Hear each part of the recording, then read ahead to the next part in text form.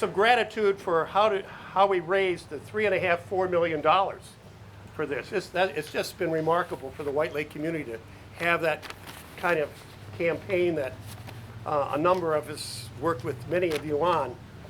First, of course, the City of Whitehall via its council action, the White Lake Community Fund, which advises the Community Foundation for Muskegon County, which made a major gift, the Michigan Council for the Arts, and early leadership gifts to get this started from John and Linda Hilt, and from a donor who prefers to remain anonymous. And that got us going. After that, we had a number of major leadership gifts from Peter and Shannon Butterfield, who are here, the Keenans, Mike and Julie Keenan, Julie Johnson, Lisa and Mike Byam, Hamburger family, and also a generous grant from a Grand Rapids Foundation, the Fry Foundation, who saw that with this new resource, it would be an important art resource for Western Michigan.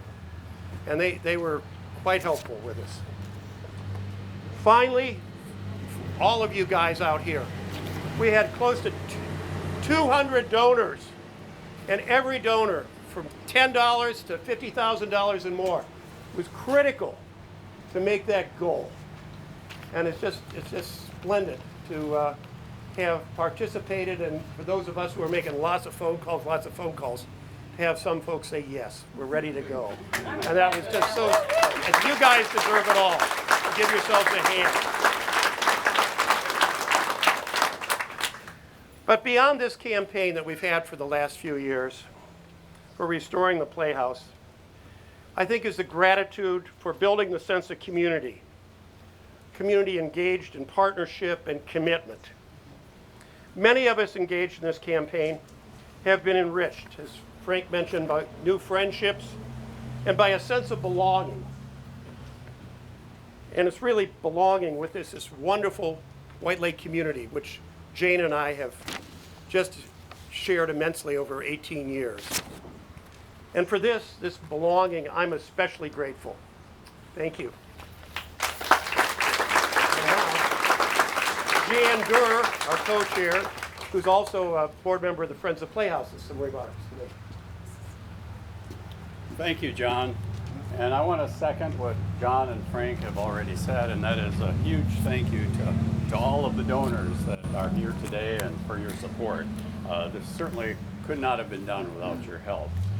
The campaign committee received one gift that we did not solicit at all. There was a large grant from the Fry Foundation that was very instrumental, as John has mentioned. But there was another grant from the Fry Foundation that we didn't ask for, we didn't solicit, but they said to us, we're going to give you an extra $25,000 so that you can hire a strategic planner to do a strategic plan for the Playhouse so that it'll have a life beyond just the next few years. And so with that $25,000, we hired a strategic planner. The gentleman happens to be here today. Bill Johnson, would you raise your hand? Bill.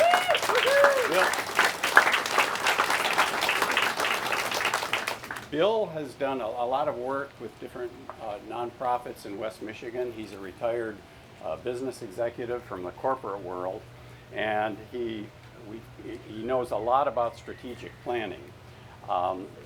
He formed a team of people, and the team of people consisted of several individuals. Lori Auto, who's standing next to him, Beth Beeman, of course, Kim Harsh, and the marketing guru, Tim. Where's Tim Wheeler? Okay. And myself. And we worked for about, was it 18 months, Bill? Approximately 18 months on a strategic plan. We met every month. Bill had regularly assigned tasks for us. And we developed a strategic plan for the Playhouse to carry it forward into the future and to make it sustainable. I don't have time today to get into the details of the strategic plan. There's copies that are available in the city. All of the city officials will have a copy of the plan, so I'm sure they'll make it available to anyone who's interested. But here's the key point of the strategic plan. For this Playhouse to be successful, for it to continue to survive, it needs to be more than just a theater. It needs to become a community gathering place. It needs to be used by, frankly, all of us. We're still going to enjoy plays and theater in the Playhouse. We're going to enjoy concerts. In fact, 3 days from now, there's going to be the first event here, a concert. So there will definitely be entertainment events, but the Playhouse has been designed and is going to be very useful for many other purposes, and it needs to have broader appeal. The 3-year strategic plan that we developed, which will bring the Playhouse into a sustainable path and to make it sustainable as a business, is going to be dependent on the use of the Playhouse by the community. I don't know if any of you are familiar with the Dogwood Center in Fremont. Fremont happens to be my hometown, and the Dogwood Center is a performing arts venue in Fremont. And the Dogwood Center has really become a community gathering place in Fremont. It's used not just for entertainment events, but also by school groups, by church groups, by family gatherings, parties, and that's exactly what this venue, I think, is going to have to become for the White Lake area.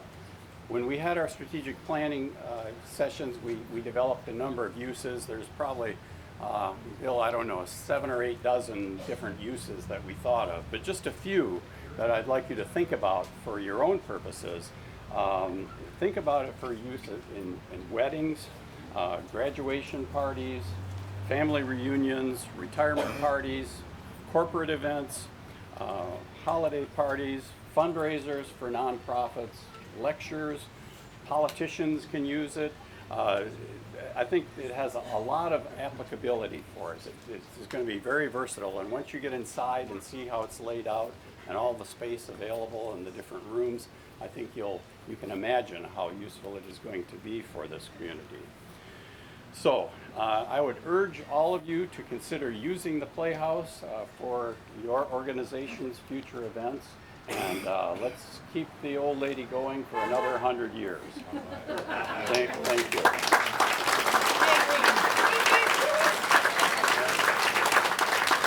And with that, I would like to introduce Brad, the president of the construction company that has done this building. Yes. And a major donor too, I forgot to mention. And a major donor. Yeah, Brad and Erica have given a lot of this, and putting quite a bit of money to this.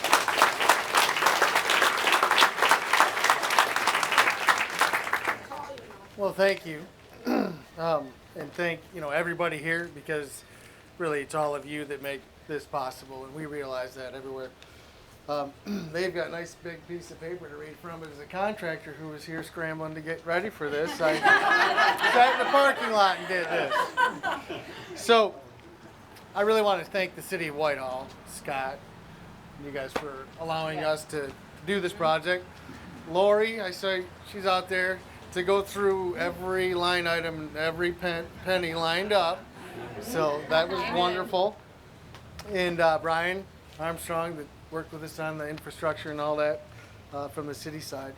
And I really do want to thank the community and all the support we get, and what we try and do and support you with our local subcontractors, which was great. We have the architects here that worked great up front and throughout the project to bring you what we had. We had some great challenges and opportunities through this project that we had to overcome. We would have liked to have brought this to you a little sooner, but we had some things to work through. Joe, raise your hand. Joe's one of the architects over here.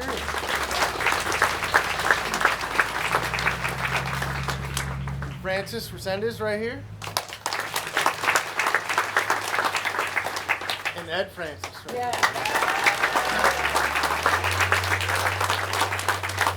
So the first time I met these two, it was Francis and Francis, and I had no idea how this was working out. But no, they've been great to work with. Thanks, guys, through the project, and all the hoops and everything working, through us. And I want to thank all the subcontractors. I think some of them are here. Yeah. Boardwell, you can raise your hand, get some business. So if it's hot in there, we got a guy to go to. Is there anybody else who's here?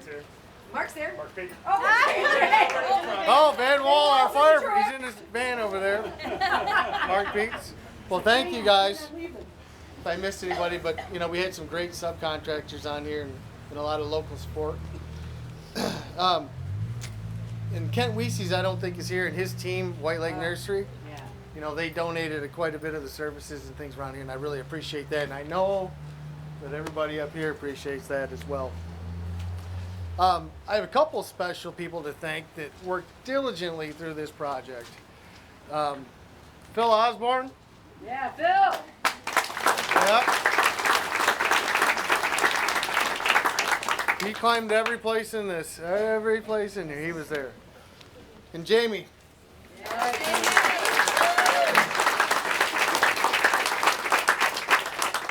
Jamie was the boots on the ground. He was the guy getting beat up every day over here, going through all this toils and tribulation. And Jamie, you did a great job. Thank you. Thank you. I probably should thank my wife, Yeah. Erica, because she gets to hear me come home and we're having some fun here at this old gal, as they put it. So, as a personal note, I grew up in town here. I did my high school play here. I wasn't very good, but I was the bartender and fiddler on the roof.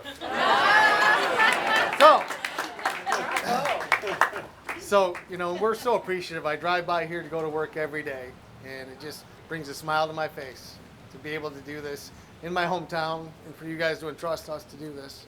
So thank you very much. And of course, the lady I'm going to introduce, when I first met her, I'm like, oh no, what am I doing? She had more energy than I ever thought I could keep up with. She probably really would like not to see me very much anymore because she probably learned more about construction and lingo and different things than she ever thought she would. She taught us the word, is that janked up? Yep, that's janked up. But we're gonna unjank it. But I have so much respect for her. She's been great. She hit every curveball we threw her. She was there for us. She always answered the phone no matter what time of day or if we had questions, weekends, whatever. And, I've just grown to appreciate, the art so much more because what she's doing, and I see the passion. I can tell you what, this Playhouse is in good hands. So it's a great honor for me. Yeah. Loud it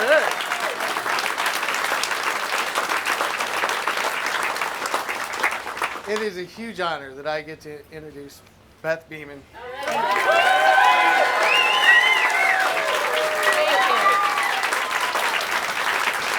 you very much.